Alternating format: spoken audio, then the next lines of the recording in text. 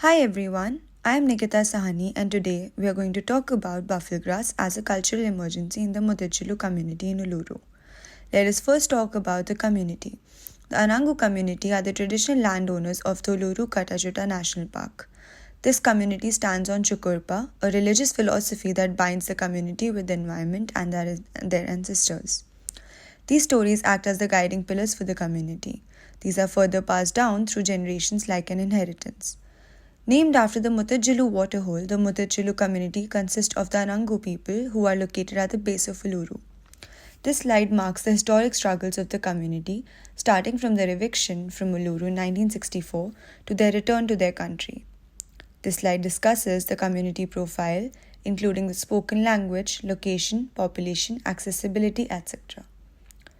Now coming to the concerning issue of buffalo grass in Uluru, while the grass is considered an environmental threat, it poses a greater risk to the Anangu community, as it disrupts their Chukurpa.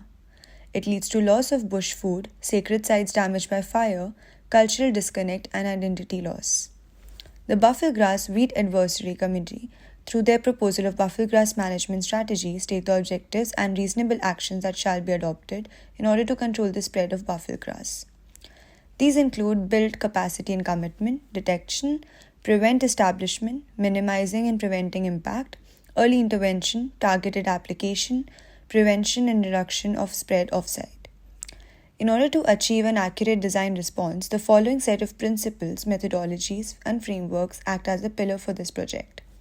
The iceberg model acts as a guiding tool for this project. It is based on the concept of an iceberg. The tip of an iceberg is only 20% of what we see. Rest of the 80% is underwater, containing the key elements that often remain hidden.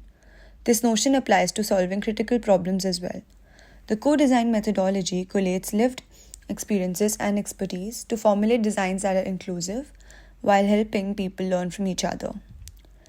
The First Nation System Thinking Framework emphasizes interconnectedness, respect for culture and country, and holistic well-being, serving as a guide for First Nations people. The Connecting with Country framework poses similarities in the Aboriginal and Western knowledge system that can be combined together to collectively plan an accessible built environment. The Northern Territory government lays out buffalo grass management strategies in order to protect and preserve cultural, community, and environmental assets belonging to the Aboriginal community.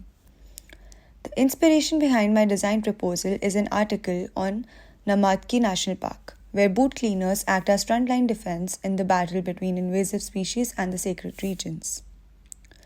Moving forward, we can see a persona of a Mutitjulu woman who is interested in sharing her stories and art with the world but is afraid of being overpowered by tourism in her country. Coming to my design response, I have created an organic boot cleaning system that can be installed on the walking tracks in the national park at certain intervals. These spaces will act as resting spots for the tourist, where they can connect with the Anangu community's beliefs and art. Native materials like timber, mulch, Arco sandstone have been used to avoid outsourcing of materials, making the design sustainable in nature. The base of the structure will comprise of the Arco sandstone. Due to its rough surface, it will act as an organic boot cleaning system, as it will scrape off dirt from shoes when people walk on it. Over here, we can see a map of walking tracks present in the national park. Here is a physical prototyping of my design response, which is followed by the 3D modeling of the final design response. Over here, we can see the base of the structure comprising of mulch and sandstone as two key materials in order to create a rough surface. On either side, we can see the placement of sandstone underneath the Valkajara art. These slabs will be used to engrave text and stories from Chukurpa. The intertwined ropes are symbolic to the community struggle. Here are the in situ renders of the design.